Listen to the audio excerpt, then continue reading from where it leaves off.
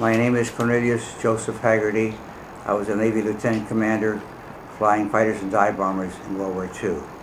I was born in a small suburb of Los Angeles, California named Silver Lake. That was near Dodger Stadium. And I went to an all-boys high school in Los Angeles. During this time, the war had not started, yet every boy in our school attending my high school had to go through ROTC. I had been a sophomore later, period. I had been a sophomore in Loyola University in Los Angeles. When the war came along, I decided to enlist in the United States military after Pearl Harbor had been bombed. I was 20 years old, and with job falling out each day, I decided to join the U.S. Naval Air Corps. I finished my sophomore year at Loyola University and was immediately transferred to St. Mary's College by the Navy, where I had 3 months of physical training, included activities such as swimming, wrestling, boxing. Along with St. Mary's, my next move was to Los Alamitos, where I spent my time in the primary training flying biplanes. The next large training center was in Corpus Christi, Texas, where I was given advanced flight training. I became a dive bomber pilot and flew a variety of different planes such as SBD and Hellcats and SB-2C Helldivers. The Navy was rough and technical, and many young men died while training. I was later sent to Norfolk, Virginia, where I would be assigned to the ship the USS Wasp, a new aircraft carrier. From Norfolk, Virginia, we traveled through the Panama Canal to Pearl Harbor to pick up our supplies for the aircraft carrier and further advance to the South Pacific. We saw Pearl Harbor after the attack. It was almost completely repaired. Then my carrier group went out to the Pacific to fight the Japanese.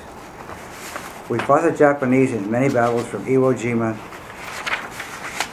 to Mariana Ship. The Marines were invading the islands of Guam, Saipan, Tinian. Our fleet was under attack by the Japanese. We couldn't figure out where the enemy planes were coming from. We knew it had to be from carriers because they were all Navy planes.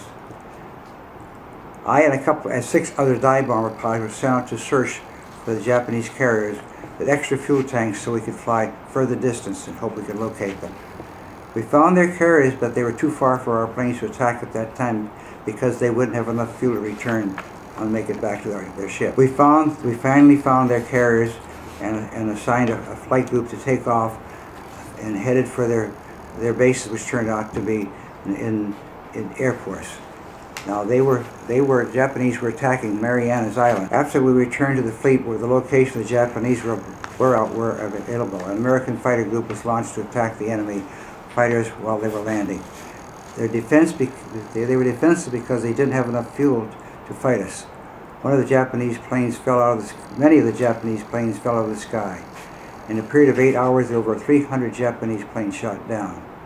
The battle was costly to the Japanese because they lost so many of their experienced pilots. During the whole of the course of the war, I came under fire many times and had to fight my way out of some tough situations. On one occasion, my F-6 Hellcat was damaged so badly that I didn't think I'd be able to return to the ship and make a safe landing on the carrier. So I flew by the ship and asked them to check out with the fuel glasses, check with their field glasses, see if I had a tail hook, which I needed to land on the carrier. They came back and advised me that I would not be able to make a carrier landing because I did not have a hook. But they suggested I bail out with my parachute or land next to one of the destroyers. I, in return, requested them to ask the captain if I could make a landing on the ship. The captain gave me the go-ahead, and I cleared the deck. They cleared the deck of all the planes so I could land. They put up a barrier of a large cable so I would have something to stop me as I landed. I made the landing, but the plane was badly damaged by the Japanese machine gun fire. I watched to see what would become of my plane. The flight crews pushed it overboard because it was so badly damaged. My planes always got me through some of the hardest fights because they were superiorly built by American built over the Japanese Zero. Many times my plane was hit, but I was never injured because, thanks to the piece of steel behind my seat, deflected any incoming bullets from the enemies. I am